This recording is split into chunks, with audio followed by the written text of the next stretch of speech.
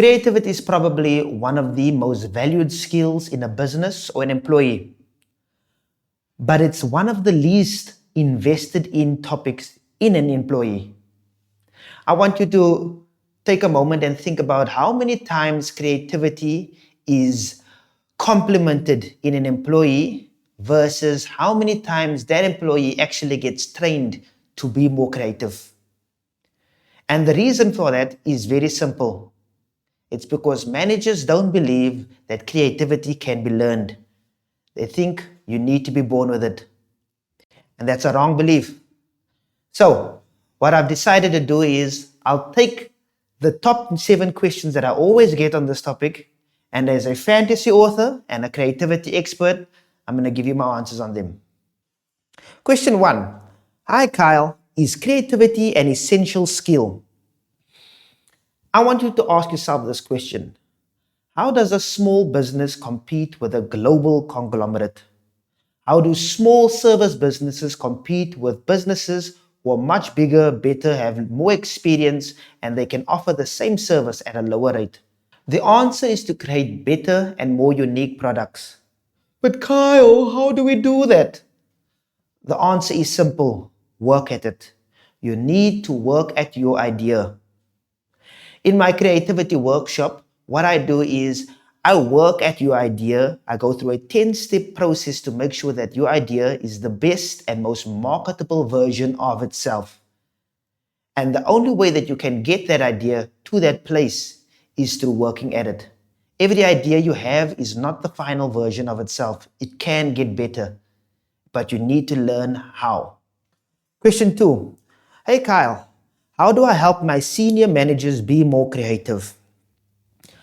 If your employees are always begging to go home or they're complaining about how boring it is at the workplace, it's probably because your managers are not creative enough. They prefer the safer way to work through dead rut routine.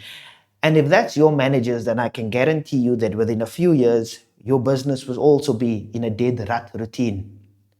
What you need to do is you need to take and test your managers and their creativity on a regular basis.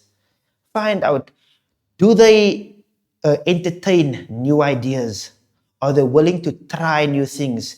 Is there any sort of spark in them where they are willing to be more unique in of themselves and allow their employees to also be more unique? Take them, test their creativity, see what they are willing to do and how willing they are to accept new ideas. And if you can do that, I guarantee you, your managers will be more creative. Question 3. Kyle, how does a lack of creativity affect my business? Imagine you're a service-based business. You're low on funds and you don't have much marketing dollars. You need clients urgently. Your business is dying. The reason is because you do not understand that there are actually hundreds, maybe even thousands of possible ways to better your business. The reason why you don't recognize this is because you lack creativity. All of these possibilities lie outside the realm of normal thinking. All you need to do is take the step of faith, enter that realm of normal thinking, and acquire those possibilities. Now, I'm not saying it's easy. I'm not saying it's safe. Most creative ideas are never safe. They are always risky. But that's part of being creative. Taking the leap of faith, taking that red pill of creativity and using it to boost your business. Question 4. Why should I hire a creativity specialist? This question always makes me laugh because I never have a straight answer. I always answer with a question. When you are sick, do you not go to the doctor? When you want to learn, do you not find a teacher? So if you're struggling with creativity, would you not go to the creativity specialist? Oh, but I'm not struggling with creativity. Oh, really? Why do you think your employees are always complaining how boring work is and that they just want to go home?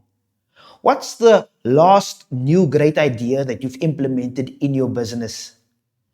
What are you doing differently compared to other businesses that makes you stand out? These are the symptoms of a lack of creativity, and I'm giving you my professional diagnosis. You lack creativity and you don't know how to fix it. And that's where I come in. Question 5. Kyle, what are effective methods I can use to cultivate creativity in teams? There are multiple ways to be more creative as a team, but the best, the easiest, and the simplest way is simply to give them a rest. Give them a little break. Have you ever wondered why when you lay down on your bed or you're in the shower, suddenly you start having the best ideas of your life? It's because your prefrontal cortex suddenly has time to relax and link together things that they don't usually connect. It's the same reason why I take regular breaks after working very hard. Try this the next time you do a massive brainstorming session with your team. After the brainstorming session, let them lay down for 10 minutes and relax. Just relax, no thinking, no talking, just relax. I guarantee you, after that 10 minutes, they'll come back with even better ideas because their mind has had time to process those ideas and get back to you in a way that is so much more unique than you've ever thought of. Question 6. How can creativity drive business growth? There are multiple ways to grow business. You can market better, create better products, partner with other businesses, create systems that are automated and can scale. Lots of different ways. But it's one thing to say market yourself better. It's another thing to know how to actually do it. These answers are not the same for every business. It takes time, it takes trial and error to find out what works. Remember, not every idea is a good idea, but a creative person is the type of person who is willing to test ideas and see if they work. Now, if you're not willing to try and fail and try again, it means that you are not creative enough to actually test ideas and see if they work.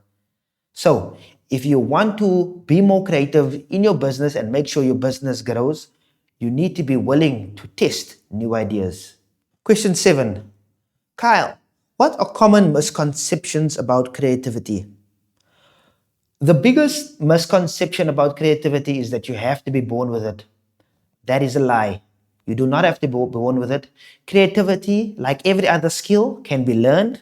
And if it can be learned, it can also be taught. And that's what I do. The second biggest misconception is that all creative people are the same. They are wild and eccentric. But that's also false. There are two kinds of creative people. You are either a gardener or an architect. The gardener is the more wild one. That's the person who sees ideas as seeds and they scatter them and they start pruning whatever ideas they see work. And usually these people, they jump between ideas regularly. The architect is the person who's a bit more slow, more methodical. They like to plan ideas out before they act on it. And they'll work at one idea, focus on that idea, and make sure that idea is perfect before they jump to the next one. They don't like cycling between ideas. The best thing you can do for yourself is to figure out which one of those two you are, and then work at the exact processes. There are processes for each. Work at the exact process for each of those and learn how to become better. Creativity is the heartbeat of innovation. It's what drives adaptability. If you are struggling to be more creative or your team is struggling to be more creative, I strongly suggest that you invest in training people how to become more creative. I'm Carl Janchis, a fantasy author and author of the Journey of Soul Fantasy series, and I'm also a creativity expert. Here's to you becoming way more creative than you currently are.